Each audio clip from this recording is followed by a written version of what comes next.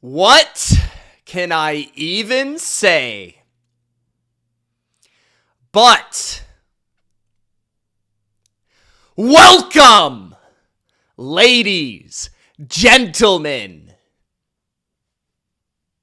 and even all of you jabronis. It's Mitch here with the most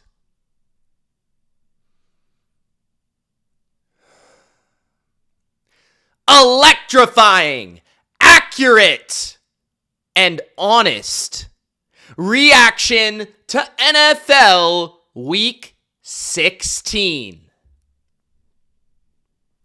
Now, I'd love to come on here and tell you that I told you so. That the New England Patriots were gonna walk into Baltimore. They were gonna look eye to eye into the eyes of the bully and beat that bully with his playoff life on the line.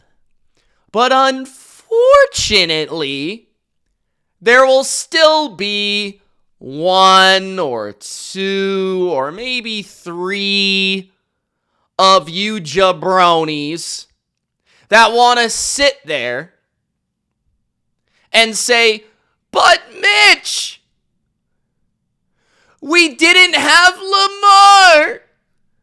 He got hurt. Mitch, Lamar, we would have won.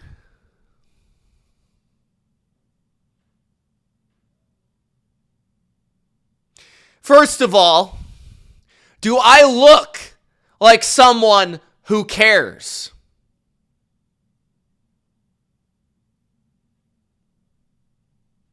No. For all of you that are listening to simply the audio, and I don't know why you're doing that because you're missing my beautiful face. Like, what are you doing? But if you're just watching the audio, or listening, actually, Mitch, it would be listening to the audio. See, I can't even comprehend it myself, but I was shaking my head. No, I do not care that the Baltimore Ravens lost Lamar. Why? Well, first of all, because Lamar gets hurt every game. So why should I care? They were 3.5-point favorites at home, up 11 in the fourth quarter against a team, against a quarterback who yes, you, I'm looking at you, jabroni. You can't hide from me, baby. You said that the Patriots are frauds. No. If anything, I don't care who was quarterback for Baltimore. I don't care if it was Lamar, if it was Tyler Snoop Huntley, if it was Snoop Dogg, if it was Joe Flacco, or if it was the late, great Steve McNair. I do not care, bro. What I care about is that this game proved that the Patriots are contenders, that the Patriots are for real, that the Patriots are not fraudulent. I said last week, what did I say? What did I say? Listen real closely, because I'm saying it to you back, because you forgot, jabroni. I said, okay, we can lose to the Bills. It's a tough loss. Up 21, up 24-7 at half. We can lose that game. It's fine. You're going to lose to Josh Allen sometimes. We have injuries. It's a divisional game. We beat them at their place. They beat us at our place. Okay, we let it slip through our fingies. It's fine, Mitch. But what did I say? I said if we lose to the Ravens, I will be worried. And now, even though it wasn't pretty, even though it wasn't the most beautiful piece of football I have ever seen. This game says so much about these Patriots. This is a team that has been really called out, is the best way to put it, because of their lack of competition. The easiest schedule since the 1999 St. Louis Rams, who, by the way, won the Super Bowl. Just throwing that out there. This has been a team that has been called out for their lack of competition. And yet I have said, watch the games. Watch our quarterback play, because he's pretty damn good. You heard the MVP, MVP, MVP chants as Patriots Nation took over Baltimore. But the real point is, and the emphasis is, that New England, down 11, against one of the best run games in the league, against a battle-tested playoff foe, against a Super Bowl winning coach, against Derrick Henry, against the Ravens in Baltimore. They came back and they won a game that Drake May or this Patriots team and regime has never won. That is why it's such a big deal. That is why it's a statement. That is why it is a big win by the Patriots. Sure, Lamar wasn't out there for the second half. But in all honesty, the Patriots outplayed the Ravens in the first half. They should have been up 16-10. If not for two uncharacteristic mistakes by Drake May, a fumble that would have gave us a field goal, and for certain the interception in the red zone would have given us I was almost going to say Super Bowl. Maybe. But it was going to give us a field goal. So we would have been up 16-10. So regardless, we should have been up on Lamar in the first place. But second, Lamar was out.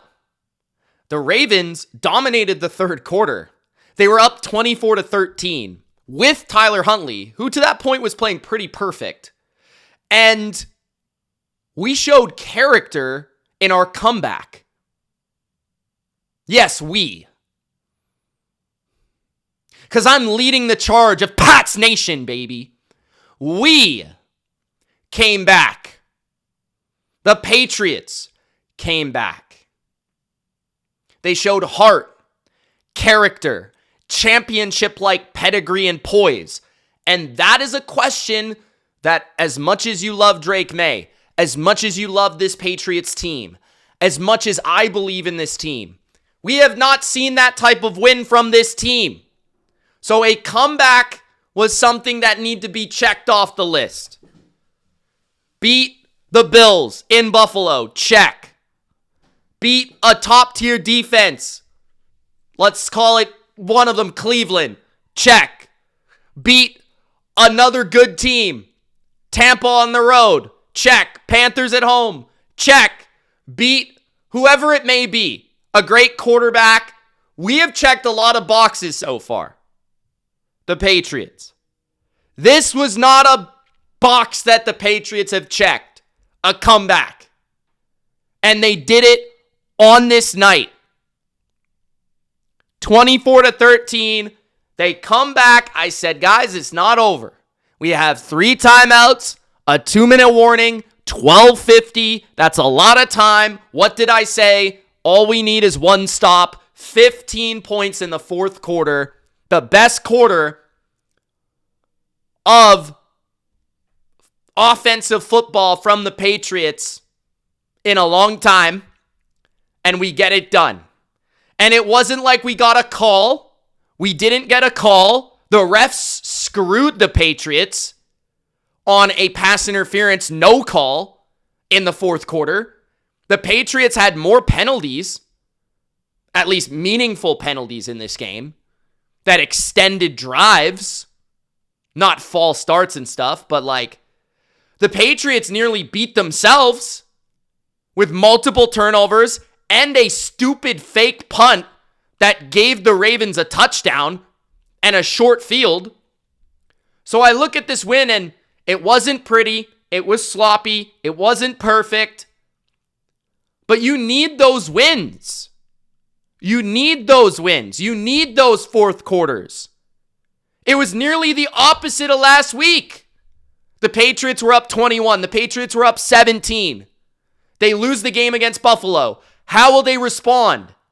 Backs against the wall. Everyone says we're frauds. Everyone in my chat was saying, Mitch, this team sucks. Our defense sucks. We can't get a stop. We're frauds. You're frauds. That's what everyone was saying, guys. I swear to you. In the chat. Pats are one and done. Pats suck. Pats aren't good. Drake May needs another year. That's what people were saying. That's what people were saying. Guys, think about it for a second. From last week's second half to this week until the fourth quarter, we were getting our butts whooped. Our butts whooped. And the Patriots were able to stay with it, believe in themselves, rise to the occasion, and make the necessary plays, throws, catches, blocks, runs, stops that they needed to win. And it was all led by Drake May, who was 31 for 44, 380 yards, 2 touchdowns. He threw an interception on their first drive in the red zone, was sacked 3 times, and despite being hit, I want to say 15 to 20 times in this game, Drake May stood in the pocket, in the face of pressure, down his left tackle, down his right tackle for portions of the game, down his running back, Travion Henderson, delivered a 102 passer rating, delivered bombs to Kyle Williams, delivered strikes to Stephon Diggs, delivered on the dime to Mac Hollins and Kayshon Boutte, Hunter Henry. Ramondre closed it and sealed it.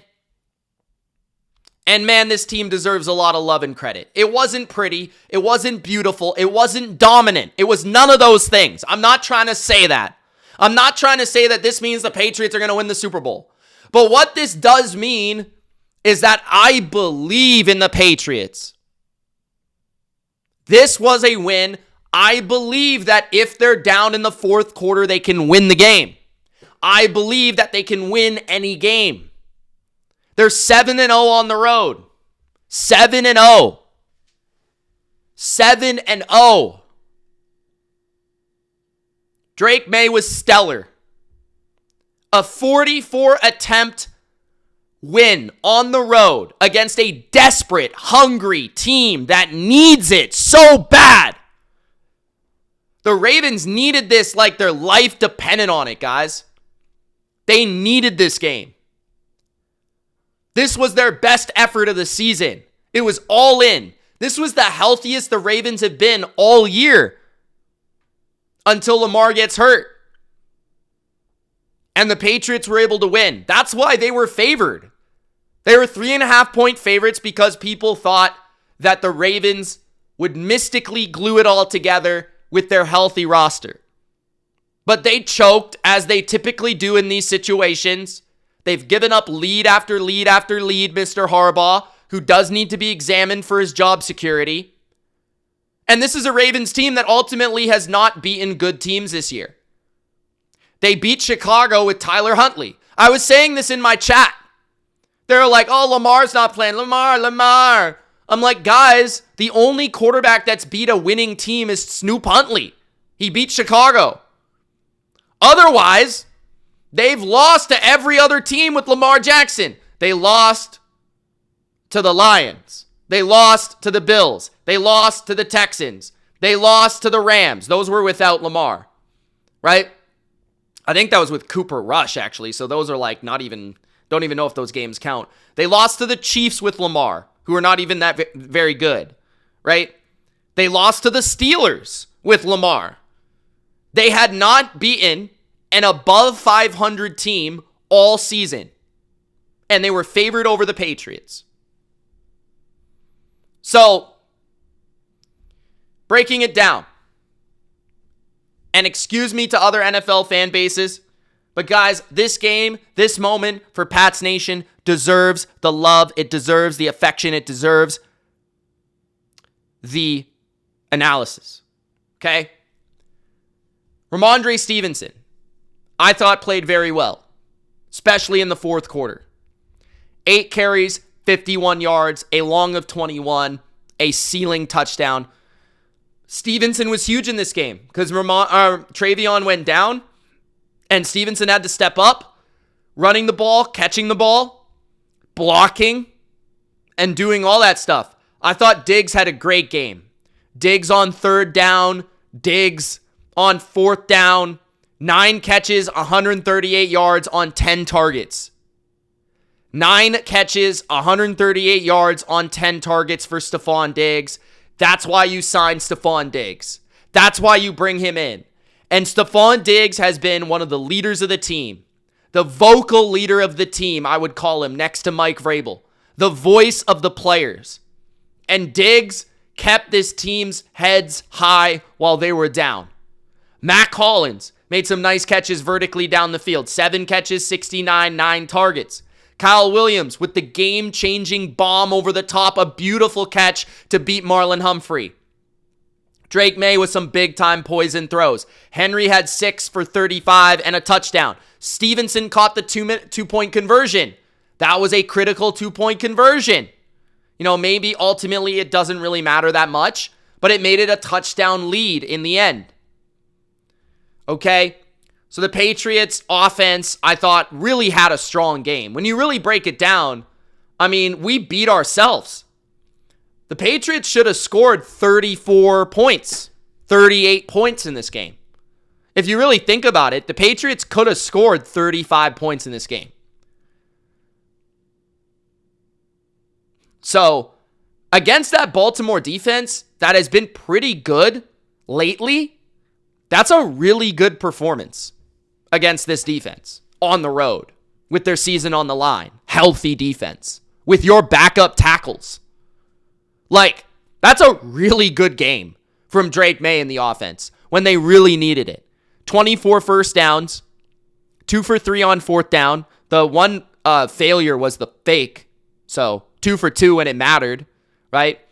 Third down wasn't great, but there was some big 3rd and 15 conversions, 3rd and very long conversions. 71 total plays ran. They only had 54. 453 yards compared to their 330. 6.4 yards per play.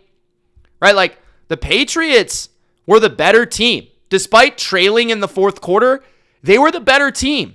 You know, they coughed up the ball a couple times. And they made a stupid decision on the fake punt. But other than that, like, the Patriots won this game, should have won this game, despite having to come back to win this game, which made it that much more impressive when you really break it down. And defensively, yes, the defense struggled with the run. There was moments of success when we really needed it a couple times in the fourth quarter and the second half. And even in the first half, I thought we made some really critical stops in points in the game that were really big. For momentum, right? Like the fumble by Derrick Henry was absolutely massive. It looked like the Ravens were going to run away in the first half. It looked like the Ravens were going to take full control, go up 14-0. The Patriots were going to be dead on arrival. It looked bad, right? But big punch out on the Derrick Henry fumble early in the first half. That allows the Patriots to nearly take the lead in the first half, where they should have been up 13-10, at least maybe 16-10 going into halftime. That fumble was critical. The Zay Flowers fumble on the last drive of the game, which basically seals the game for them, critical. 2 big fumbles in the game that the Patriots caused by the 2 best playmakers that the Ravens have, Derrick Henry and Zay Flowers. Right? The Patriots defensively, I thought that Gonzalez was okay in this game. He had a couple good moments. But overall, I didn't think our corners played great, but our corners didn't really get a lot of opportunity to play great because they ran the ball so much. I mean, the Ravens threw the ball 20 times. They completed 16 passes for 159 yards. So it's not like we gave up a lot of passing yards. They only took one sack, Tyler Huntley. We should have sacked Lamar probably multiple times. But I thought our safeties actually played excellent. Mark Andrews had 2 catches. We kept Likely for nothing. Right, our safeties played great. I thought Woodson and Hawkins, they made plays in the run game. I thought that they made the critical fumbles. Craig Woodson recovered it, I believe, one of the fumbles.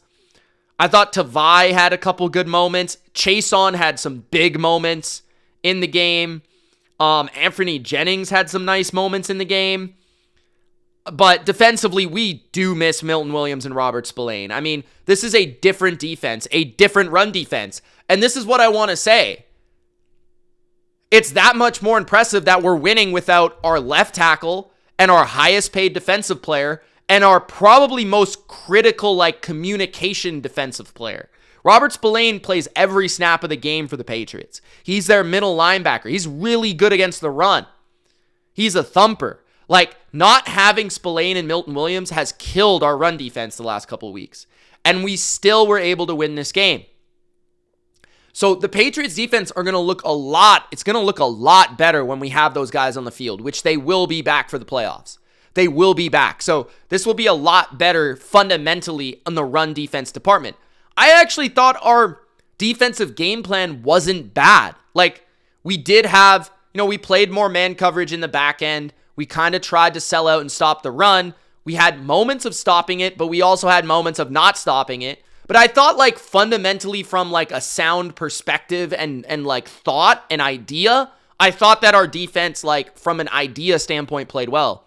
Zay Flowers had 7 catches for 84 yards, but he had a critical fumble. D-Hop absolutely killed us on 3 third downs. He had a good, strong game when he was targeted. He had 1 insane catch on the sidelines, which I thought wasn't a catch. Derrick Henry did have a pretty strong game. Although he's not what he was, he still had a pretty strong game, including a 23-yard touchdown. Keaton Mitchell, we held Keaton Mitchell really well. I thought that was one thing we did really well. Keaton Mitchell usually has 6 yards a carry, 5 yards a carry. He had 1.4 yards per carry. Derrick Henry did really have a good game. But, man, I just felt like I feel very good about this win. I know it wasn't a great win. I know it wasn't pretty. I know it wasn't dominant. But we proved we could come back. We proved we have perseverance and heart. We're winning this game with multiple injuries. We're winning with injuries during the game. We're winning a road game where the other team needs the game to get to the playoffs. There's so many factors here that I think go beyond just it was Snoop Huntley on the road. No, guys, that's a good win. That's a good win. And the refs didn't help us at all. We got no calls, and especially not in big moments. They did not call shit. Nothing. Right? The Ravens had 28 yards in penalties. That was it. 28. So, yeah, I think the Patriots, I am very excited about this win. I actually think this win makes me a lot more confident in winning the Super Bowl. I know this sounds insane. This win makes me more confident in winning the AFC or the Super Bowl than a win over the Bills if we would have ran away with the game does. That maybe sounds insane, but I honestly feel that way. I've seen the Patriots blow teams out this year. I've seen the Patriots beat the Bills this year. I know they have that in their bag. The Patriots going on the road and beating a team that needed to win to make the playoffs with an established culture and a tough matchup from a lot of perspectives, especially their run game with our injuries. We still won a comeback. To me, that speaks volumes. So, yeah, 24 minutes spent on the Patriots, but I think it's well worth it, guys. Gronk spiked the like button, man. Thank you for tuning in. Subscribe if you haven't already. Let's move on. Do I even talk about Saturday? I think I have to, because the most money I've made on a game all year gambling was the Saturday night game, Chicago, right? I won a ton of money. And I was very happy. But it was a little bit of a miracle. The Bears needed an onside kick to get this game to overtime, to win the game in overtime. I liked Chicago going into the game. Chicago wins the game. And I was very disappointed in Chicago for large stretches of this game. I was disappointed in Caleb Williams. I was disappointed in Ben Johnson. I thought this was one of his weakest coach games this season. And I was actually very impressed by the Packers, their preparation, their run game, and their overall ability at the line of scrimmage in this game to maintain competitive without a lot of guys. I mean, Micah Parsons' first game without him, I think, this is proving Halfley's worth, in my opinion. The next few games of the Packers, this game, I don't think you can put any blame on the defense for the Packers. I thought they played about as well as they could against one of the strongest run games in the league, against a really good play caller. And, the Bears really didn't have a lot of offense in this game until the fourth quarter. Like, they scored 3 points entering the fourth quarter. 3 points. So, my takeaways from this is Chicago, character win, big win, impressive comeback, kind of fluky. Caleb kind of sucked until he really needed to be good, and then he maybe made the best throw he's made all year, all career, to be honest with you. I thought this was the weakest game for Ben Johnson as a play caller that I've seen all year, and they still won. So that's impressive. I thought the Bears defense was kind of lackluster, but they're not bad. I have some concerns. For the Packers, though, it's exactly what I would have said going in. I don't think this team has the talent any longer to be able to go through the gauntlet of the NFC, specifically if they have to go on the road and win these games. Jordan Love, I thought, struggled until he got hurt. I thought, their receivers, I felt like they were missing Watson a number of times. No one really stood up or stepped up when they needed to. The wind had a big effect on their passing game. And then defensively, I just felt like they couldn't get the necessary stops in coverage or the big sack or the big play in the pass rush that they needed to at the right time. But, I mean, they had 0 sacks on Caleb. Like, he had all day a lot of this game, which made it egregiously annoying to watch Caleb perform in this game because it felt like he just couldn't do anything individually. But looking at the stats, right, Packers still had more first downs. They nearly had the same amount of yards, both teams. Packers ran 70 plays and largely had a lot of possession. They had 38 minutes of possession to 26. And I remember saying on the live play-by-play that the Packers, honestly, it was about as good of a first half as the Packers could have possibly played in terms of time of possession, ball control, milking the clock. And yet, they still lost. Like, the Packers nearly played perfect in terms of controlling the clock, controlling possession, playing the game on their terms, playing the game from ahead, and they still lost. Right? They forced the Bears to play left-handed. They forced the Bears to have to throw in the end of the game, not run the ball, and they still lost. So that's concerning to me about the Packers. Malik Willis, who entered this game for Jordan Love, I thought played better than Jordan Love, and I thought really shined. I thought 9 for 11, 121 and a touchdown. He moved really well. I thought he ran really well. He had 10 carries for 44 yards. He was a huge element in their run game. I thought he threw the ball fairly accurately, a lot more short passes than Jordan Love, but he finished with a 142 passer rating. Like, that's about as good as a backup could possibly play. Emmanuel Wilson had a very impressive game, 14 for 82, 5.9 yards per carry. Jacobs kind of struggled with only 36 yards. On the flip side for Caleb, 19 for 34, 250, 2 touchdowns, a 98 passer rating. I thought he just struggled with his reads. He had a lot of time, but I just felt like he was a bit inaccurate. But then in the second half, like in the gotta have it moments, Caleb stepped up in overtime in the fourth quarter. he's been doing that all year. Like, him and Bo Nix have been similar, where they have these stretches of games where they're extremely inaccurate, they look confused, they look unsure of themselves. Caleb does a good job of avoiding negative plays. He does a good job of avoiding sacks, and he does a good job of avoiding turnovers, which is a really good part of his game. But I do feel like he doesn't take a lot of chances. He plays very conservatively. He doesn't try to throw into tight windows unless he absolutely has to. And like, he's very like QB manager type guy, despite all his personal and physical skills. But you got to give him credit. Like, him and Bo Nix, they step up in those moments. Romeo Doubs had a good game for the Packers, 5 for 84 and a touchdown, including a beautiful fade ball down the left sideline for a touchdown. DJ Moore had the big money catch in overtime on the deep post, 5 catches, 97 yards, and a touchdown on 7 targets. Monongai had a strong game through the air with 43 yards and on the ground with 50 yards, 5.6 yards per carry. The Bears still ran the ball well per carry, 4.5 from Swift, 5.6 from Monongai, but they had to throw near the end of the game, which kind of changed the attempts. Loveland didn't do much. Zacchaeus had a couple big catches. Walker had a massive catch, touchdown in the corner of the end zone to send the game to overtime. I thought Santos was maybe the MVP of the game for Chicago. He was phenomenal, their kicker. I did think that...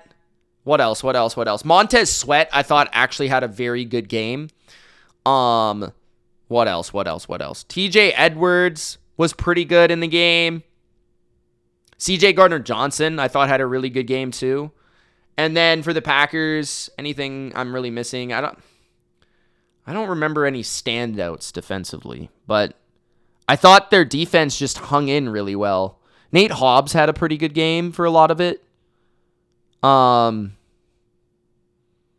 Walker had 14 tackles, but I don't really remember like one guy that really stood out. But the kicking, Santos, like 51-yarder in that wind is pretty crazy.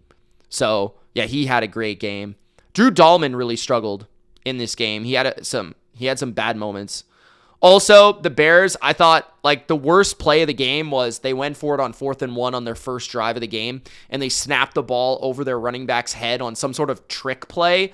I thought that was just dumb, and I thought that kind of underlined the performance by Ben Johnson as a play caller. I thought too much creativity in moments where you don't need it. I felt like there was just not a lot of, like, Ben Johnson-esque guys are running open, oh, cool play, like... It was very vanilla from the Bears, I felt like, in their game plan for a lot of the day. I don't know if he was worried about the wind or what it was, but it just felt like they didn't have a lot of rhythm or anything. Like, the Packers outperformed the Bears in a lot of ways in this game. They should have won this game. If not for an onside kick, the Packers probably should have won. But even if the Packers should have won, I kind of feel like that more says a lot about the Bears, where the Bears are like kind of a fraudulent playoff team. I kind of feel like they are a playoff team, but I don't necessarily view them as a multi-win playoff team. Maybe they win one game. Like, maybe they play the Packers again at home and they win. But I don't know. This matchup on paper didn't actually look all that great. I know both teams were dealing with injuries, but the Bears had 10 penalties for 105 yards also, which wasn't great. But, yeah, kind of a fluky but fun, ridiculously fun game. If you're a Bears fan, this had to be a moment for you. I'm happy for you. It might have been one of your favorite wins of your life. Like, I don't remember a lot of Bears games in my lifetime, to be honest with you. And I thought that was one of the most fun games. I was going crazy in the fourth quarter and overtime. I mean, that onside kick, I was losing my mind on the commentary. Like, it was so much fun. So yeah, guys, that was a really fun game. I don't think either of these teams are probably getting past the second round. Maybe one of them makes the second round. They might play each other, but I don't think either of them are like legitimately real Super Bowl teams. I think the Packers have too many injuries, and I think the Bears are just like too far away. Their defensive line just not good enough. Like, their defensive line gets pushed around, out-physicaled, outperformed, and I don't think Caleb is quite good enough for large stretches of games. He's just too mentally not sharp enough and then inaccurate. And I think, yeah, he has moments of greatness, But I'm not going to sit here and say that he was like an MVP in this game or anything like that. I think that's pretty crazy to say. Next, we've got the Eagles and the Commanders. Quickly on this one, 29-18. The Eagles win. They basically secure their spot in the playoffs. They will have a home playoff game as the NFC East champions. Congratulations to Eagles fans out there. This game, again, doesn't really say much about the Eagles. They were playing the Commanders, and Marcus Mariota gets hurt. That pretty much ends the game. Like, Josh Johnson goes into the game, and Josh Johnson is unplayable. He's a 40-year-old third-string journeyman quarterback who is just not good. He threw one of the worst interceptions I've seen all season, straight to Cooper DeJean, and that play basically ended the game. It was actually 10-7 at halftime. The Commanders were winning 10-7. And then it was 14-10 for the Eagles to begin the fourth quarter with Josh Johnson at quarterback. And I believe the only reason the Eagles took the lead is because of the Josh Johnson interception. If Marcus Mariota starts and finishes this game might have been down to the wire, last possession wins. Like, I'm not even kidding you. I also felt like the Commanders possessed the ball and ran the ball pretty effectively in this game against the Eagles, which I think would be a slight concern for Eagles fans. I know they don't have Jalen Carter, but I've seen multiple teams kind of run the ball down your throat, and that's kind of tough. Terry McLaurin had some nice plays, 3 catches, 53 yards. He beat Adoree Jackson down the field for a long one. Deebo Samuel had a really nice catch and run in this game. I just want to point out that I really, cool to see Treylon Burks playing football right now, given all his injuries. A.J. Brown had a very strong game. 9 catches, 95 yards, 12 targets. He was just like the consistent passing game for them. Like, he was making a lot of outbreaking routes, slants, just a lot of catch and run opportunities. Devontae Smith had 6 catches, 42 yards, and a touchdown.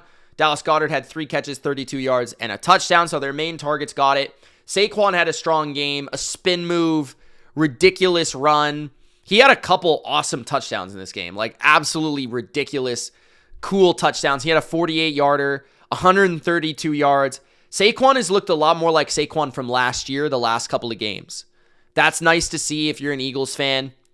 I thought Jalen Hurts was not great, especially in the first half.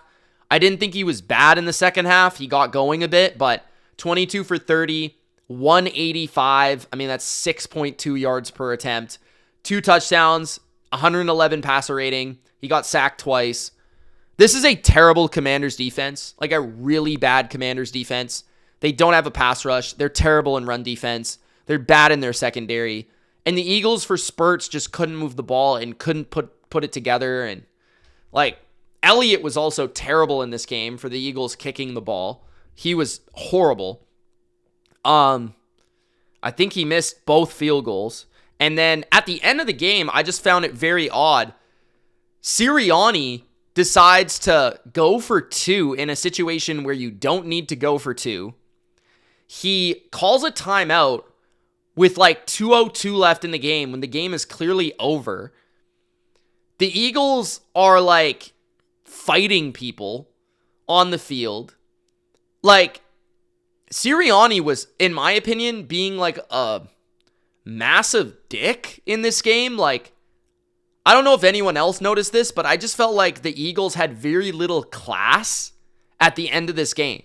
And they were almost trying to prove some sort of point to the Commanders or to anyone else. I don't know what they were trying to accomplish, but I just thought it was a big jabroni finish of this game where Philadelphia wanted to just put the Commanders into a grave.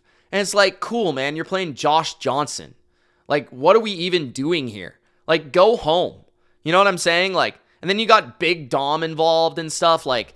Man, it was just ridiculous, the end of this game. I thought Sirianni, the way he was coaching and the way he was steering his team to do certain things, I just thought it was stupid, man. Poor management of his franchise, his team, and his culture. I thought it was very, very odd. The Eagles dominated the first downs, the plays, the yards, as you would expect, right? And then time of possession, they had 9 more minutes. But A lot of it came down to I would have liked to have seen Marcus Mariota play the whole game. I would have liked to have seen how that would have went. But we didn't see that. The Eagles got a little fortunate. But the Eagles, I like how Saquon's looking. I think the biggest thing I'll say is Saquon is playing better. And if Saquon plays better, and I think the Eagles found a little bit of rhythm in terms of that second half where they were throwing the ball on first down and they were running the ball on second down. Just in terms of the sequencing and play calling, I thought it looked a lot better and their offense was working a lot better when they were running on second or third down rather than first down. They're a very poor first down running team. Switching their perspective on their play calling could go a long way in establishing an offense because this defense is really solid. I don't think they're quite the Texans, but I think they're a top 5 defense, and their defense is not the problem. Even if they're a little bit pushover in the run game sometimes, I feel like their pass coverage, and when Jalen Carter comes back, he'll solve a lot of things. Like, I just think if they're going to lose, which I do think they're going to lose at early in the playoffs, it's going to come down to Jalen Hurts and the offense and the lack of rhythm and the lack of passing game. And that's probably what it will come down to. But this game doesn't really change anything for the Eagles, but it's another Eagles game nonetheless. It's another learning point. 29-6, the Saints beat the Jets. The Jets were like 6.5, 7-point underdogs against the Tyler Shuck Saints, who are like one of the worst teams in the league, and yet the Saints killed them. Tyler Shuck, though, should be up for Rookie of the Year. He has a debate.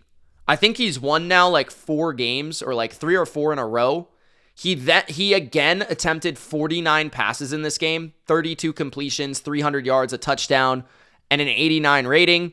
Their leading ball carrier was Taysom Hill with 42 yards.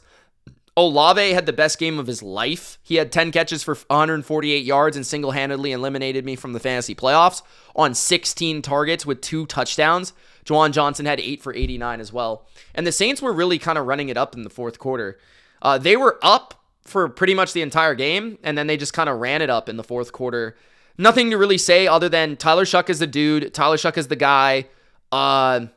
He should be in the Rookie of the Year conversation. And Olave had an amazing game. Brady Cook is not an NFL quarterback.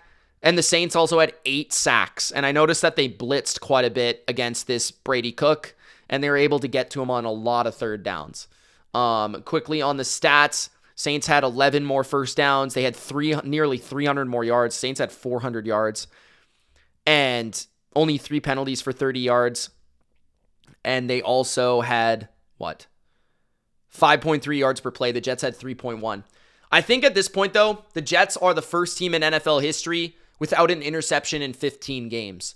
I don't know if you're the Jets, how you can go into next season with Aaron Glenn as your head coach. One person in my chat brought up the possibility of naming a jabroni of the year for an NFL player or coach or person. And Aaron Glenn would be tough to beat. Aaron Glenn would be in the conversation. If you guys have any comment or any opinion on who the jabroni of the year should be.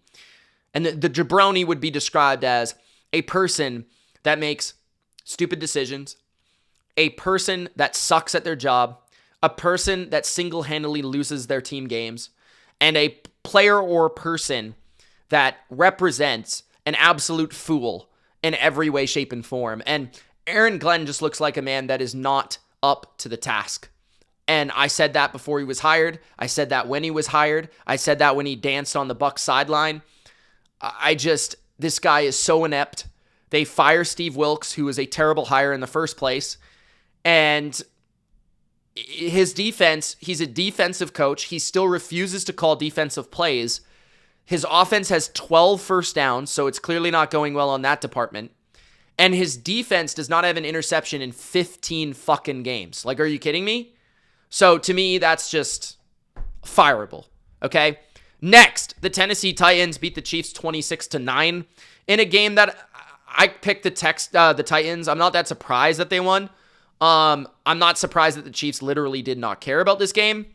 I am somewhat surprised that Gardner Minshew got hurt, and Gardner Minshew is out and a knee injury and out for the year. I mean, so Mahomes last week, Minshew early in this game, he only had 8 attempts by the time he got hurt. By the way, he only had 3 completions for 15 yards. But, they weren't going to win with Chris Aladkon. I don't even know his name, guys. I don't even know his game. I'm not going to pretend. Aladkon, I don't know. He was sacked 4 times for 44 yards. He had 111 yards passing. He didn't look like Brady Cook bad, but he looked bad. And the Chiefs, they don't have an offensive line.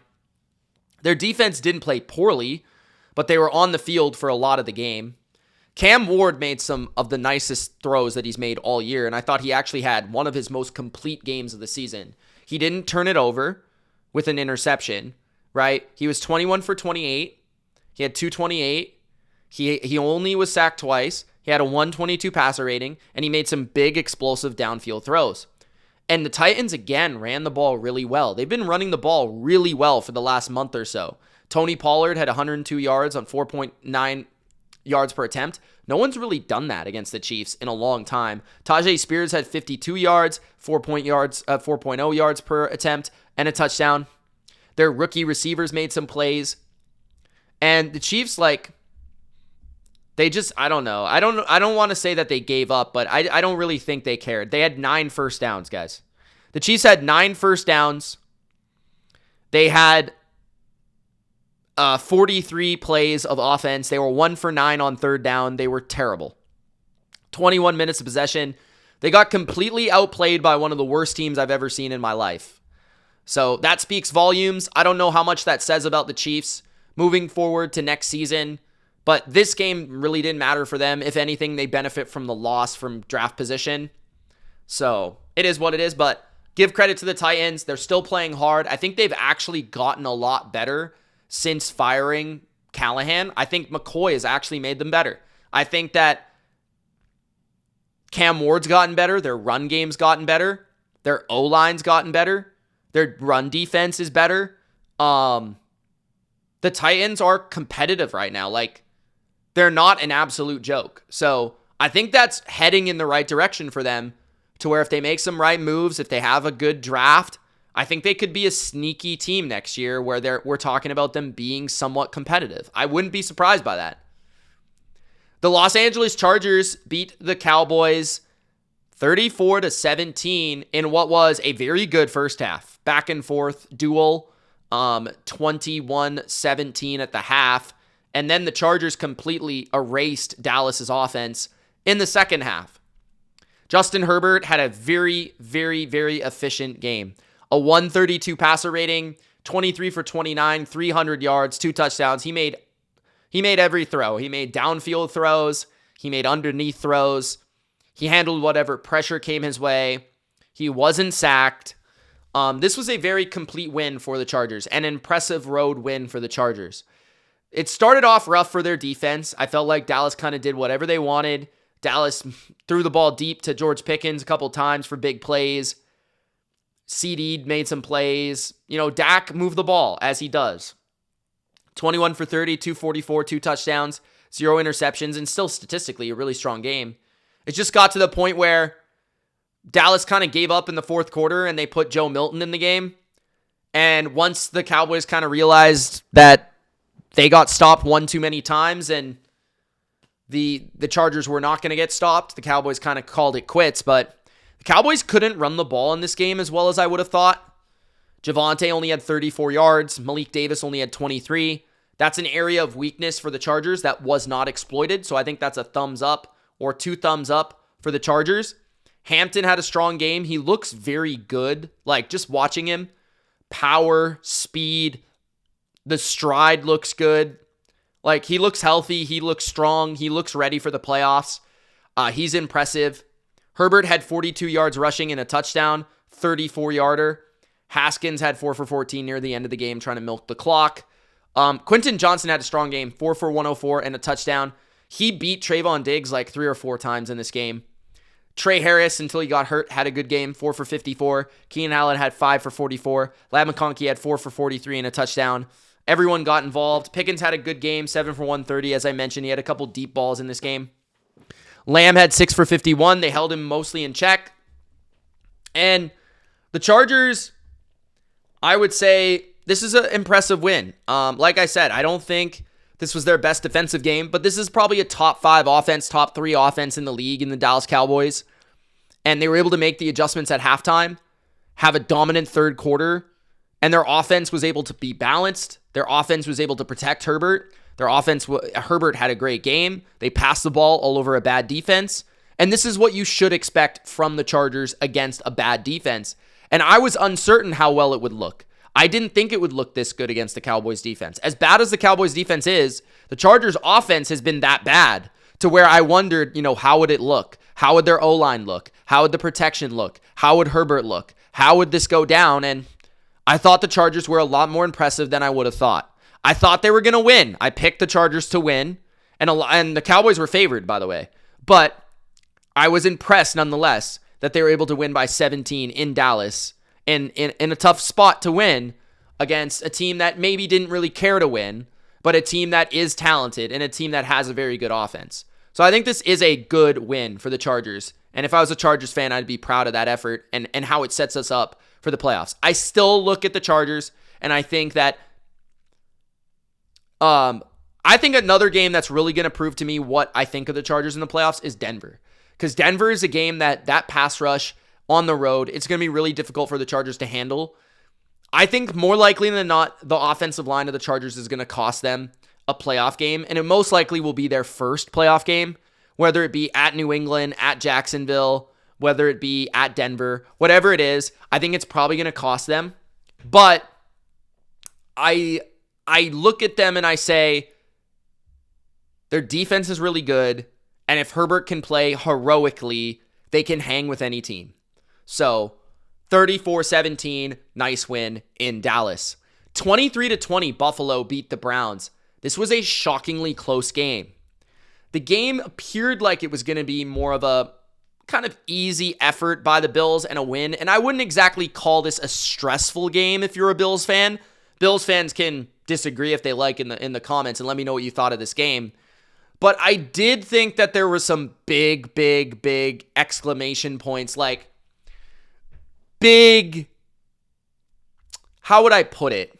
Concerns, I guess, about how the Bills played in this game in certain aspects. So we know that the Browns defense at home is very good. And we know that the Browns are just a good defense. And we know that they have some things that maybe against the Bills on offense, like their screens and their run game, could give the Bills fits. And they did. All of these areas. I actually felt like the Bills offense played a pretty good game. Like, the Browns have a good defense, especially at home. And I thought that Buffalo was able to run the ball, especially in the first half, really well. James Cook did have a 44-yard touchdown and 117 yards total. And I honestly felt like they didn't give him the ball enough. He only had 16 carries, 117 yards. Maybe they were trying to save him a little bit for the playoffs or whatever. But that was kind of interesting. I'm not sure why he only saw 17 carries. But he did have 2 touchdowns. Josh Allen, 7 carries, 17 yards. Ty Johnson, 3 carries, 16 yards, and a touchdown. Ray Davis, 3 carries, 14 yards. They did run the ball well. They ran the ball 29 times for 164, 5.7 per carry, 3 touchdowns. That is the heart and soul of the Bills offense, running the football with James Cook and company. And it went well against a very good defense and a very good defensive line. Their pass game was anything but good. I thought Allen was okay. I thought he was solid. He certainly was an MVP in this game. He had 130 yards, no touchdowns, no picks. He didn't do much on the ground. He did make some nice plays, flipping it forward to guys and buying time and making some perfect throws. I mean, he hit Dawson Knox right in the chest to seal the game, and Dawson Knox dropped it.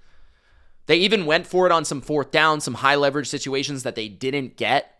So those are like their pass game was not good. Their receivers did nothing. Khalil Shakir had 4 catches for 34 yards. And if I'm not mistaken, the Bills receivers did not have a catch until the 3rd quarter. Like a receiver on their team, not a tight end. A receiver didn't have a catch until the 3rd quarter.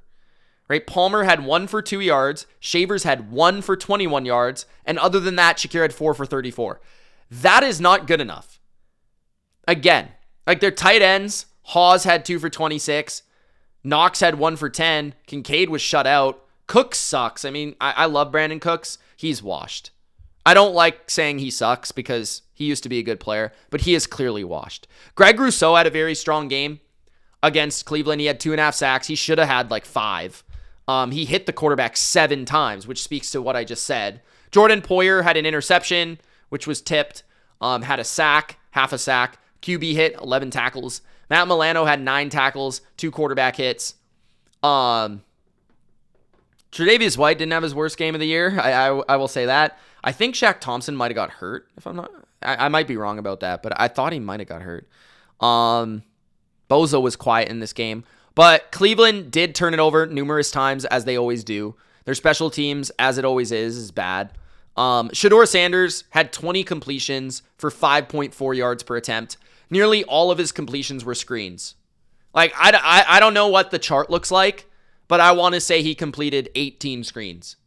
And the crazy thing about it, guys, was that the Bills kept falling for the screen every time. Like I said at the beginning of this breakdown, the Bills had concerning aspects of this performance. They could not stop a screen to save their damn lives.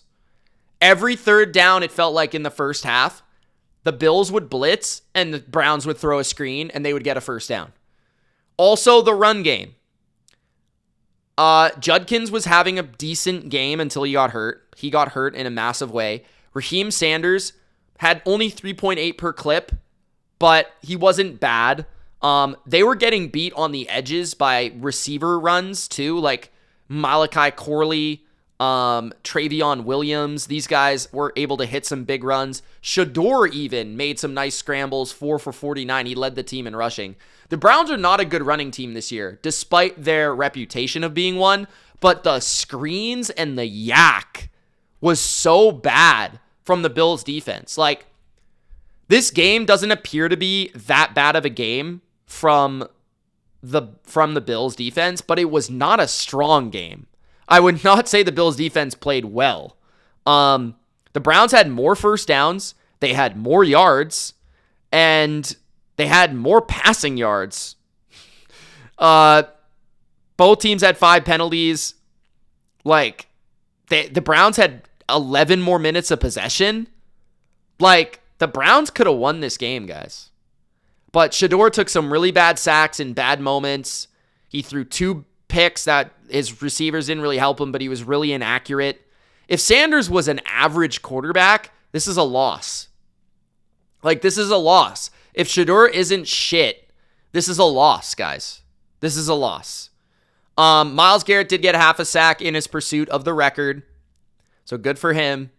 Carson Swessinger got a sack and 14 tackles. He had a strong game. I thought the Cleveland defense played pretty well, to be honest. Their secondary was very sticky in this game. But yeah, this was not I think this game slipped way under the radar for everyone. Everyone's going to talk about the Saturday night game. Everyone's going to talk about the Sunday night game. Everyone's going to talk about the Thursday night game. People are going to talk about Jacksonville. They're going to talk about Pittsburgh. But man, this Bills game was one of those games that if you look back in the playoffs, you're going to see a team try to replicate what Cleveland did to the Bills. I think they're going to be able to replicate it, and that will be why the Bills lose if they lose in the playoffs, because there were some concerning elements of this game.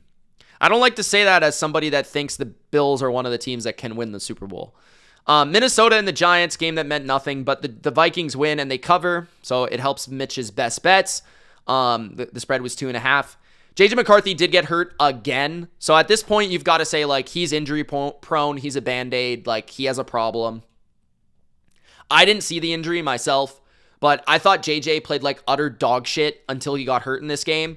He was sacked 3 times, and he looked very puzzled by a lot of the looks in the secondary. He had a 58 passer rating. He threw a terrible interception. It was off the hands of his receiver, but it was way behind the receiver, so it was his fault.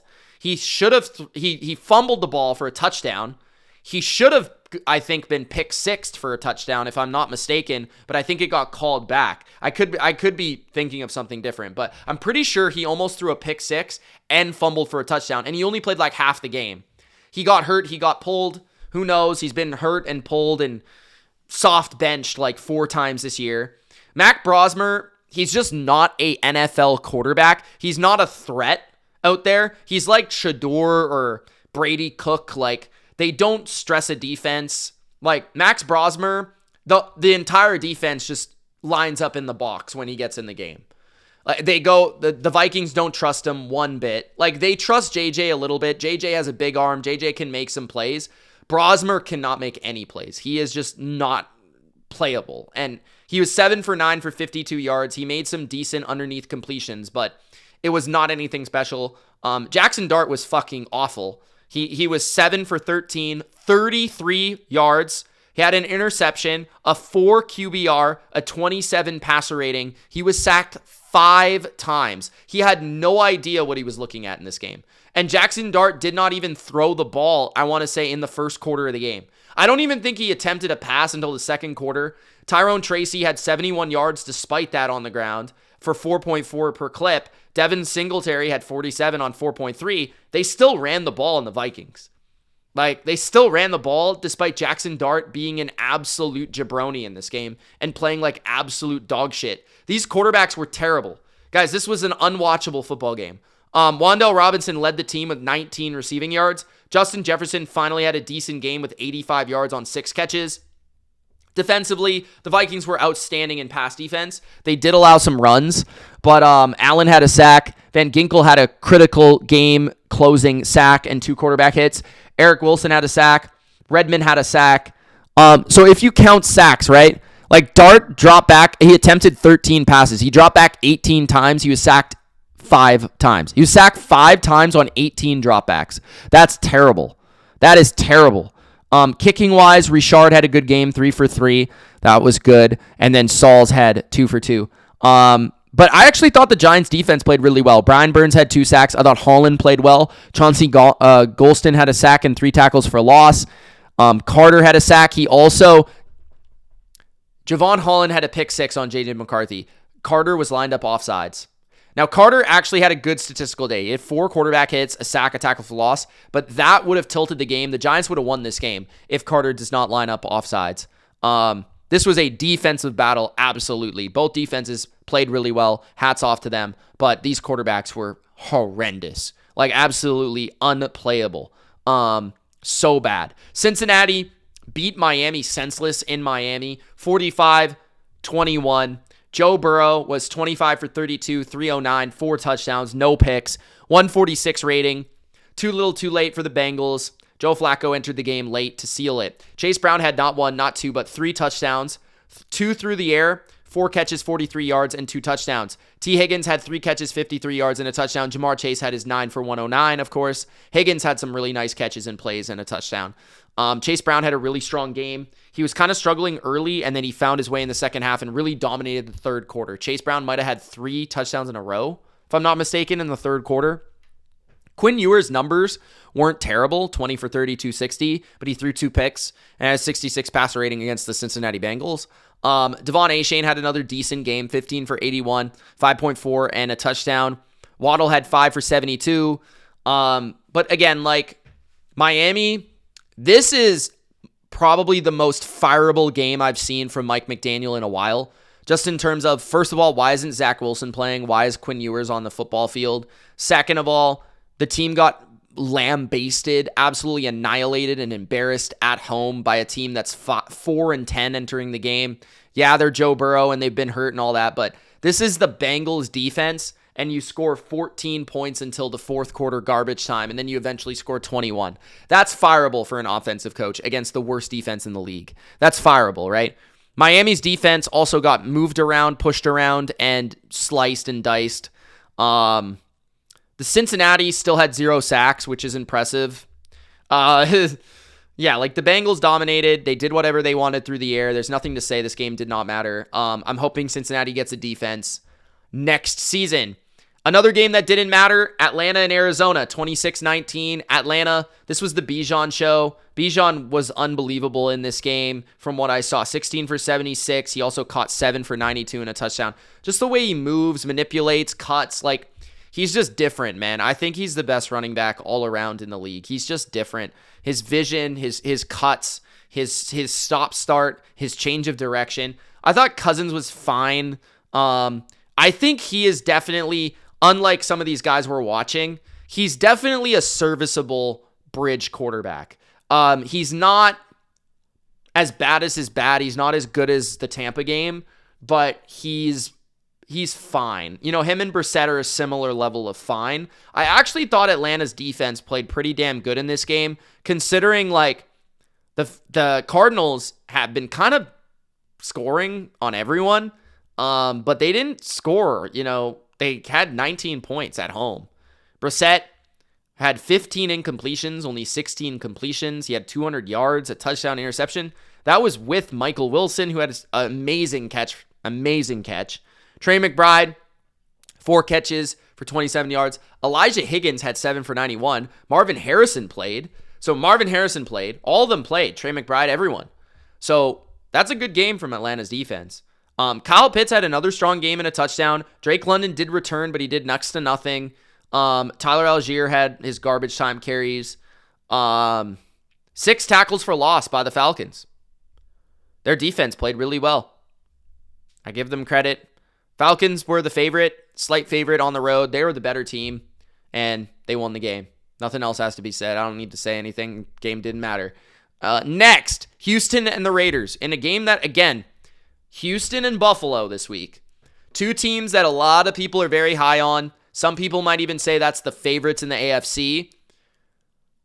They both played like ass this week. The Texans allowed 2 massive touchdowns to Ashton Genty, 1 through the air, 1 on the ground. That was essentially the entire offense for the Raiders the entire game. They scored 21 points, but 2 of them were like explosive long touchdowns. Other than that, they really didn't do anything. But the Texans' offense was terrible. CJ Stroud was terrible in this game, I thought.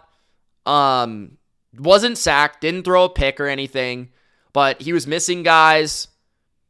He was just inaccurate for like the whole game. It felt like he got a miracle throw to Nico Collins down the left side to seal it.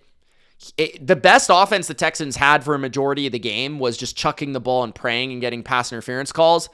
There was a pass interference call which was meh on 3rd and 20 with the game on the line, and Nico kind of gets by the rookie Porter, and Porter kind of armbarred him a little bit, but like it wasn't crazy, and they called that a first down. That's huge, right? But yes, Stroud and the offense looked terrible. Nick Chubb had 1 long run, but that was it for the rushing offense. Jordan did nothing, 3.5 yards per carry. Schultz had a touchdown on 35 yards. Nico had 4 for 59, 9 targets, just very inefficient. The Raiders, Geno threw an egregious pick 6, which gave the Texans the win, essentially, like the early lead in the win. Ashton Genty actually had a good game on the ground, 5.3 yards per carry, 128 yards and a touchdown. That's a really good game against the Texans. He did have a 51-yard touchdown, as I mentioned. This was a weaker effort from the Texans, like weaker effort from their quarterback, weaker effort from their offense, kind of a weaker effort from this defense that you expect to just completely shut out and shut down a Raiders team. Now, the Raiders only had 12 first downs, and they only had 300 yards. But it did feel like those big plays, you know, if a team in the playoffs can hit a couple big plays against the Texans, they'll be able to beat the Texans if they have a half-decent defensive effort. And this was the Texans at home, where they've largely taken care of business. I mean, yards per play speaks for itself. Raiders 5.9, Texans 4.4. The Texans had 16 first downs, and 7 of them were on 3rd down against the Raiders. That is not good, guys. And the Texans had 4 penalties for 29 yards. Raiders had 9 for 85. Like, the Texans did not play well. CJ played like ass. The offense could not do anything. And that was, I mean, I don't want to say it was fluky to beat the Raiders, but that is very concerning. Because the Texans had been playing great football, and this was an absolute snooze fest for them in this game. They were not good. Okay. Next. Wait, how many games we have left? We have 3. The 3 big games of the day. Pittsburgh and Detroit. Oh boy, I have a lot to say about this. We're already over an hour. If you guys haven't already, Gronk spike the like button and subscribe, man. Okay, so Pittsburgh 29, Detroit 24. Detroit, I believe, is officially eliminated from the playoffs with this loss. Pittsburgh, with Baltimore's loss, is almost a lock to make the playoffs. They will win the AFC North with a win over the Browns, and then they'll play the Ravens in the last game of the year where they'll likely rest their players, which I would at least. So they'll probably end up 10-7, and they'll probably play the Bills. It's probably going to be a loss. But looking at this game, this might have been the best game the Steelers have played all year. It really, for real. This was a really good game by the Steelers. That being said, this was also an egregiously bad game by the Lions. There's a lot to say here. I don't even know where to start. First of all, what a disappointment, the Detroit Lions this year. Missing the playoffs with this level of talent. And you can blame defensive injuries all you want. Jahmyr Gibbs is healthy. Jamison Williams is healthy. Amon-Ra is healthy. David Montgomery is healthy. Sure, Laporta's out, but for most of the year, you've had your quarterback, you've had your best weapons, you've had Aiden Hutchinson, you've had Campbell. Look at what the Niners are doing. Look at some of these teams with these injuries, especially San Francisco. 8-7 with this team, with what that offense can do at times, and it's like, we're going to see about Dan Campbell next year. Next year is going to be a big year for Dan Campbell because first year without Ben Johnson, first year missing the playoffs in a couple years. And you watch this team and play calling is predictable. Run game was terrible today. You're playing the Pittsburgh Steelers defense. Guys, I don't think you understand. Pittsburgh Steelers defense this year has not been good. I know they have the Steeler logo. The Steelers defense has not been able to stop the run. Do you remember the Bills game? They have not been able to stop the pass. They have not stopped anything all year. This is a Pittsburgh defense without TJ Watt. TJ Watt. Okay? And Jared Goff probably had the worst game I've ever seen from a player that had 364 yards and 3 touchdowns and no interceptions. Jared Goff in the first 3 quarters of this game was fucking horrible. I can't even get over how bad he was. If Jared Goff was an average NFL quarterback, the Lions would have scored 40 points.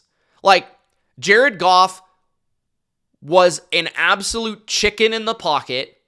He was a pansy, charming, soft pussy in the pocket. He can't run. The guy is so slow. It's absolutely insane. The man looks slower than my dad, bro. My dad is 65 freaking years old nearly, and he's probably faster than Jared Goff. Jared Goff looks like an old man with a broken leg running around. He's scared when anyone gets near him. I've never seen a quarterback dirt a screen pass more times in my life than Jared Goff. He can't throw the ball vertically down the field unless the guy's wide open. He doesn't even threaten the defense. How many play action plays do you see where there's slight pressure on Jared Goff in the pocket where he takes his drop, the defense blitzes him, and then he panics and just takes a sack or throws the ball? And this is the biggest thing I notice about the Lions now is how frequently they have negative plays on early downs and it ends their drive. You guys notice that this year about the Lions? First down, -2 yards on the run. First down, play action, sack, loss of 4. How often last year would they just be able to overcome that no big deal? It's 2nd and 15? Okay, whatever. We're going to get a first down. We might even go for it on 4th. We'll still get it. They don't have that anymore. It felt like in this game, if there was a loss of yards or a negative play, the Lions got stopped. And it's crazy. Amon-Ra St. Brown had a fucking terrible game too. He was terrible. Season on the line, he was terrible. 4 for 54. I don't know if he's hurt. But of course he had the offensive pass interference in the end zone, which was an iffy call. I would say it's probably pass interference, but it wasn't the best call I've ever seen. But I just thought he was bad for the whole game. He dropped passes. He wasn't open. He wasn't this is a guy that you consistently expect 3rd down 6, 3rd down 8. This is a guy that I thought would eat against the Steelers. He did nothing in this game. Jahmyr Gibbs, they didn't even hand him the ball. He had 7 carries for 2 yards. David Montgomery, 4 carries for 14 yards. They didn't even run the ball. Jamison Williams had an okay game, 70 yards. Gibbs had 66 yards on 10 receptions, and he became their 2-minute offense near the end of the game when they just kept checking it down. Khalif Raymond actually played really well. If I was to give credit, Khalif Raymond played really well, 4 catches, 62 yards. He had a touchdown. I thought it was St. Brown a couple of times when he had the ball. It's like, wow, he looks really good. Isaac Tesla had a really nice touchdown, 4 catches, the rookie there. But, man, Goff, don't look at the stats. Goff was terrible. He was terrible in this game. He couldn't handle pressure. He couldn't handle people around his feet. He was inaccurate. He didn't throw the ball down the field. Every single one of his completions was for fucking 2 yards. Yards after catch. The defense for the Lions, they can't play zone coverage to save their lives. They give up way too much soft spot in the zone. Steelers were just dinking and dunking and dinking and dunking and dinking and screen, run, wide receiver reverse, run, wide receiver reverse, screen. Like, how many fucking screens is a team going to throw? Like, I can't stand watching the Steelers because their offense is like, I don't even know. I mean, it puts you to sleep. It's like 2 yards, 3 yards, 2 yards, 3 yards, 4 yards, 3 yards, 4 yards, 5 yards. It's like, my God, like, and you watch the Lions defense and they're like, they couldn't stop the run today. Like, what was going on? They couldn't stop the run. Jaylen Warren looked like fucking Barry Sanders. He had a 45-yard touchdown. Jaylen Warren was ripping them up. Like, my God. He had 143 yards on 14 carries. Kenneth Gainwell is the best player on the field. He had 9 carries for 50 yards. The Lions would have won this game if they just would have touched Kenny Gainwell on the turf when he caught the ball before halftime. The Lions would have won this game if that Kenny Gainwell miracle touchdown does not happen. If that miracle touchdown does not happen, Kenny Gainwell, he caught the ball somehow on his back, 2 minutes left, or not even 2 minutes, like 20 seconds left in the first half. He caught the ball on his back, and then no one touched him. Alex Anzalone didn't even think to touch him, bro. He just ran for a touchdown. Like, oh my God, I freaked out. I lost my mind. I had money on the Lions in this game, and clearly I lost. But, like, what the hell, dude? Like, the Lions were so frustrating in this game. I can't even get over it. If I was a Lions fan, I would be so pissed.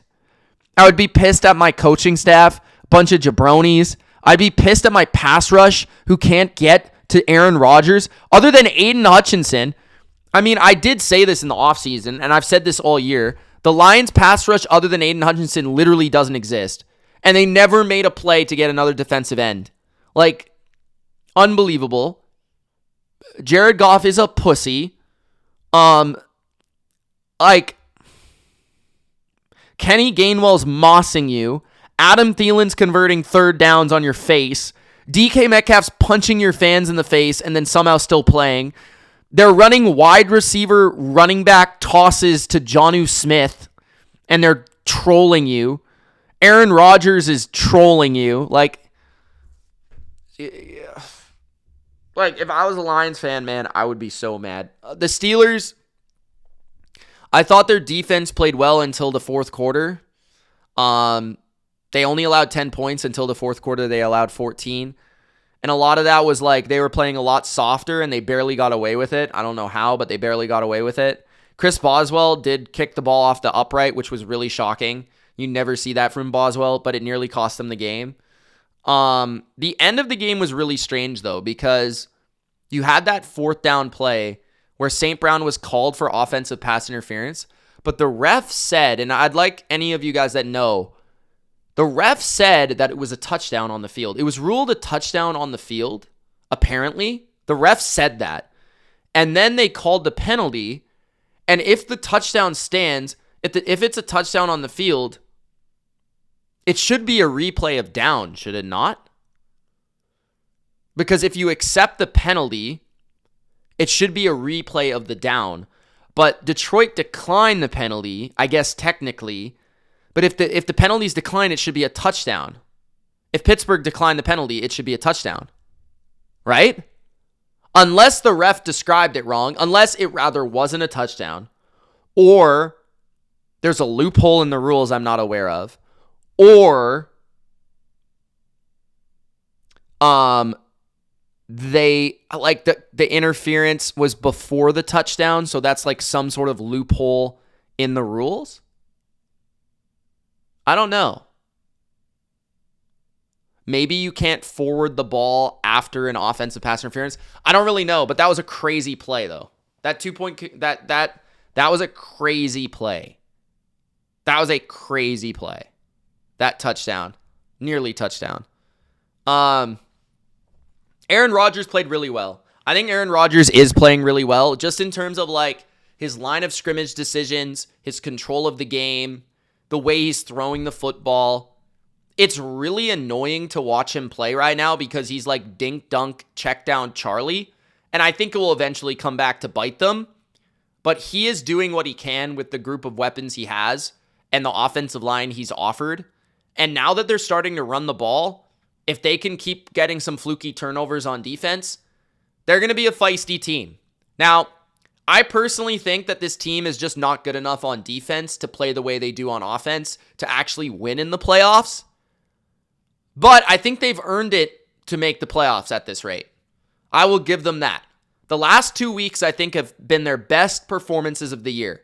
Offensively, from a rhythm standpoint, from a moving the football, from a balance, from a, getting rid of the ball on time. Like, I think Aaron Rodgers has played really, really well. I actually think that Aaron Rodgers is saving Mike Tomlin's job. I think Aaron Rodgers is playing that well right now. Like, as a 41-year-old quarterback, he's playing exceptional. Like, as that, like, other than Tom Brady, I don't think I've seen a quarterback at that age play as well as Aaron Rodgers is playing. Honestly, I think he's playing really, really well. And he's running the offense. And I think Arthur Smith's run game the last 2 weeks has been really, really good. Kenny Gainwell and Jalen Warren might be the best players on their offense. And DK Metcalf's a fucking idiot.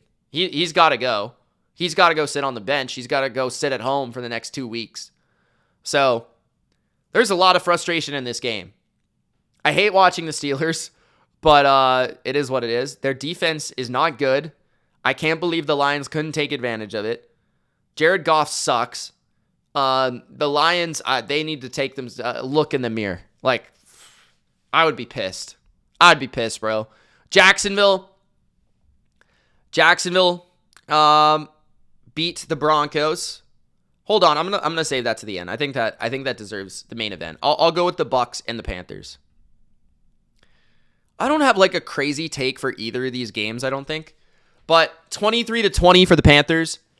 I just want to say it was 23-20. I thought the Panthers were the better team thoroughly.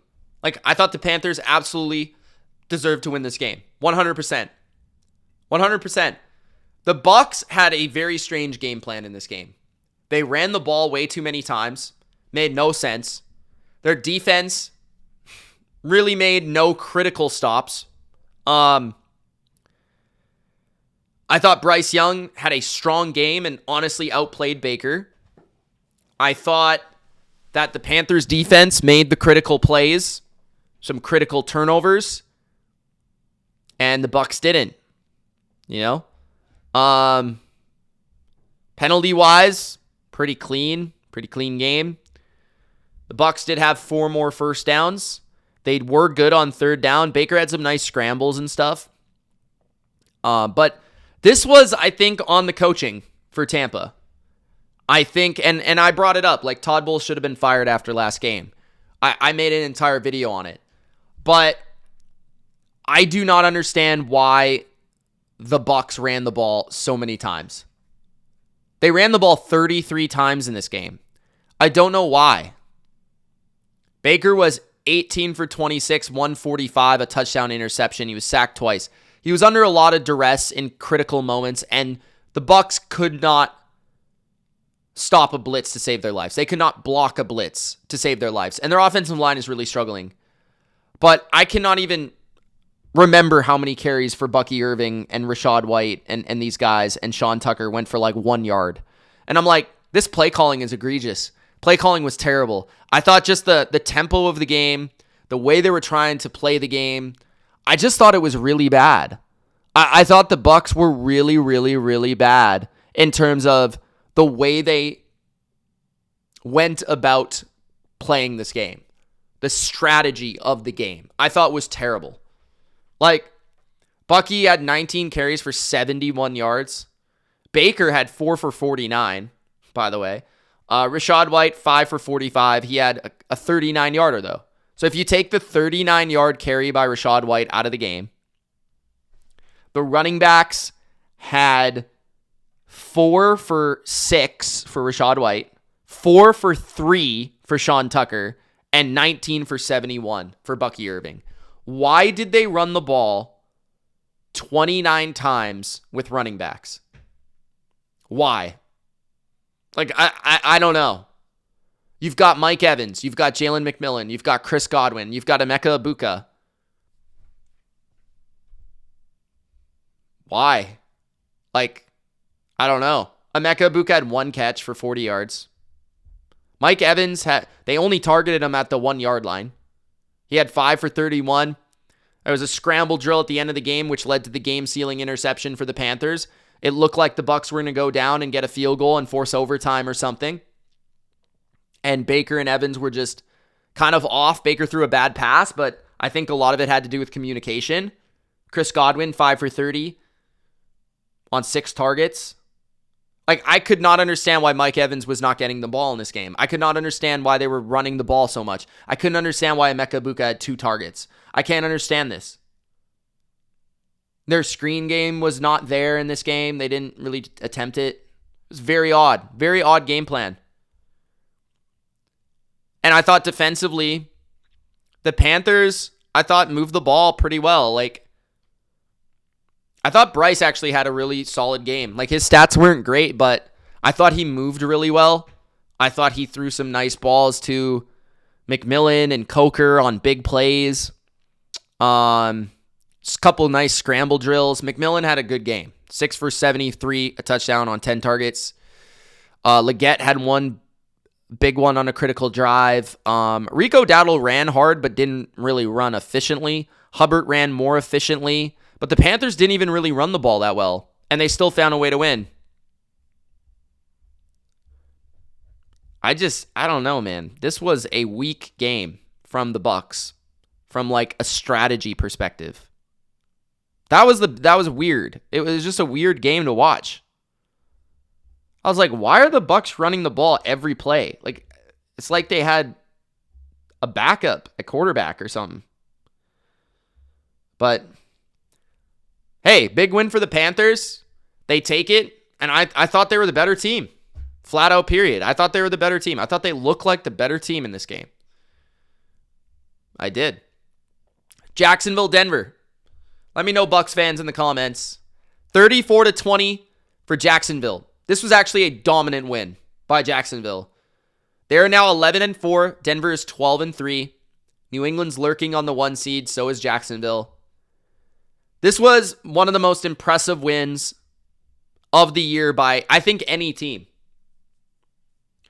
To win by 14 at Denver, to put up 34 on this defense against a Denver team that is healthy, pretty much. Trevor Lawrence, 3 touchdowns, no picks.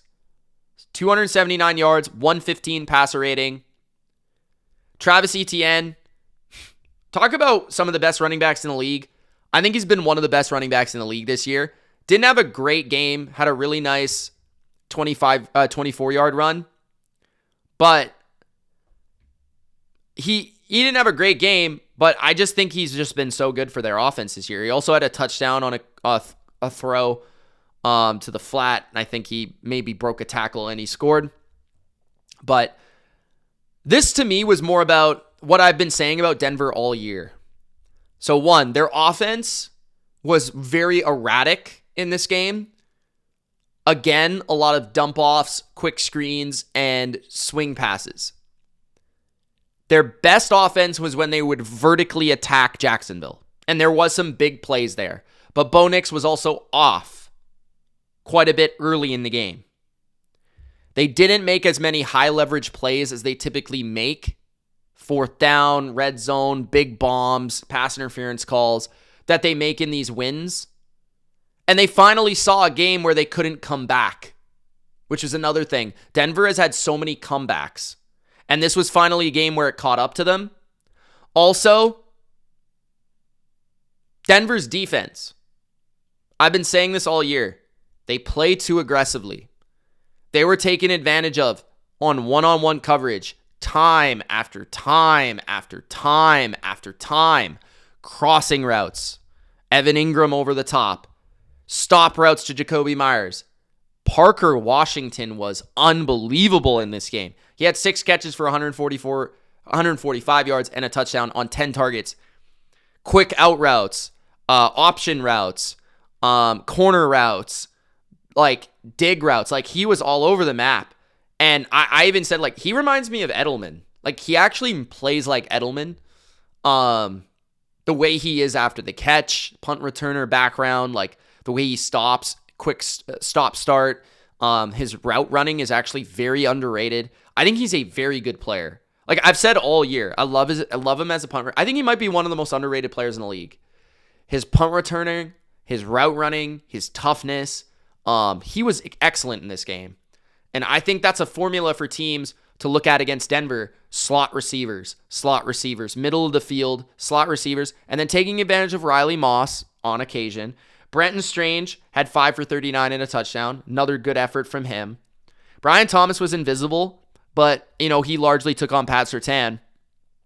But Lawrence, he was sacked a lot, 5 times. He was under a lot of pressure, but he made a lot of big throws, and I thought he played really well. And I thought, a few weeks in a row where he's played really good football and he's really feeling himself in this offense. And we know Trevor, what he's best at when he plays well. He's good at throwing the ball down the field. He's good at kind of playing mindless and just trusting the offense and ripping the ball because that's what he can do. His mind will catch up to him probably at some point during this run, but his talent is there. And he made a number of throws. And Bo Nix, he threw a pick. He was only sacked once. He had an 81 passer rating, 352 yards. A lot of those yards came later in the game. I thought Sutton had a solid game, but a lot of targets that didn't equate to a lot, right? 12 targets, 86 yards, 6 catches. Harvey had 4 for 71 on screens and dump offs and throws to the running back. Troy Franklin had a big catch for 48 yards, but nothing really too much otherwise. Pat Bryant, 5 for 42. Did I say Evan Ingram for the Jags? I remember Evan Ingram catching a long crossing route for the Broncos, and I figured he was a Jacksonville Jag. I was wrong about that, but of course, he's on the other team. That happens sometimes, I guess. Marvin Mims, like, I don't know. Denver was just like, it's just the same offense they run every game. Like, I just thought Jacksonville was able to tackle in space early in the game. Jacksonville was able to get some critical turnovers. Jacksonville was able to make some big plays on 4th down. Jacksonville was able to hold their yards after catch pretty well. A lot of high leverage moments that Jacksonville won. I think that's probably the biggest thing. Like, Jacksonville was 4 for 5 in the red zone. Denver was 1 for 2. Denver was 1 for 3 on 4th down. Denver was 5 for 14 on 3rd down. Denver had 6 penalties for 61 yards. Jacksonville had 2 for 20. Jacksonville was 8 for 15 on 3rd down. Denver had 2 turnovers. Jacksonville had 0. Like, a lot of critical 3rd down, 4th down, red zone, time of possession. Jacksonville won all those areas. Denver did have 445 yards, so they did find a way to throw the ball near the end of the game. But Denver's defense, if Denver is going to be a contender, they need their defense to hold a team to 24 and under. Like, this is not a team that can win when you allow 34 points, unless you're playing a bad team. Like, Denver cannot beat a playoff team 35-34. That's just not how they operate. That's not how they're built. That's not how they should be playing. Right? So I think this said a lot about how teams can attack Denver. And I'd like to go back and watch this further, but I just felt like they took advantage of one-on-one matchups. Denver likes to blitz, and sure, they got 5 sacks off of it. But Denver got beat on screens. Denver got beat on crossing routes. Denver got beat on option routes. Denver got beat on one-on-ones. And, that's how they like to play, but they're going to give you those opportunities. And if a quarterback's hot, and if he has a receiving core that can win on big downs, and the other team can stay patient with their running game, like, I just don't see Denver as a Super Bowl caliber team. I've been saying that all year. And I think this game finally kind of showed why, maybe. Finally. Because I think they're a team that everyone kind of thinks has a great defense that I think is kind of overrated. And they're a team that's been winning these games by miracle after miracle, like close game after close game, comeback after comeback in the fourth quarter. Like, Texans game. CJ goes down. You win by 3. You beat the Raiders by 7. You beat the Raiders by you beat the Raiders by 3. You beat the Commanders by 1 on a play that should have been caught for a touchdown. You just tipped the ball at the line of scrimmage. Packers lose 3 players in the third quarter. 3 of their best players. Like, you barely beat the Giants. You barely beat the Jets in London. Like, I look at Denver and I'm just like, if this team is going to be a Super Bowl team, it's a team that needs to win through their defense. And their defense isn't really playing that well. And, like, look, they allowed 26 to Commanders. Should have been 28. They allowed 26 to the Packers, who lost Watson and Tom in the third quarter. They allowed 34 to Jacksonville. Like, I don't know, man. I just kind of think, I don't know if I believe in Jacksonville either. I will say the way Lawrence is playing, anything is possible now. And I do really like their offense. I don't think their defense is great. But I think it's a smart, well-coached defense. They do make a lot of big plays. They're opportunistic. They're like a better version of Chicago. I think that's fair. But yeah, Jacksonville should be pumped about this game.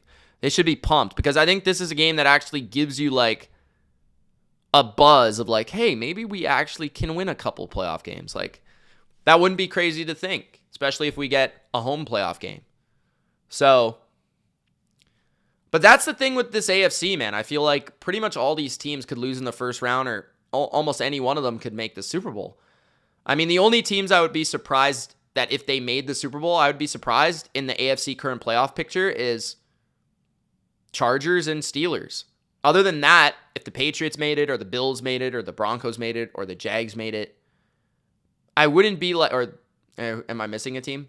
The Texans? Even the Texans. I would be like, okay. Now, would I be surprised if it was Denver? A little bit. Would I be surprised if it was Jacksonville? A little bit. Doesn't seem right to me. But given the year it is, I don't know. Like, could happen. But yeah, guys, what a day. What a week. Some great games, some epics. I mean, prime time this week. Prime time, man, was prime time. Like, Seahawks, Rams, epic. Bears, Packers, epic. Patriots, Ravens, epic. Now Monday night, Niners, Colts. We'll see. Thanks, guys, for watching. It's Mitch. See you in the next one. Peace.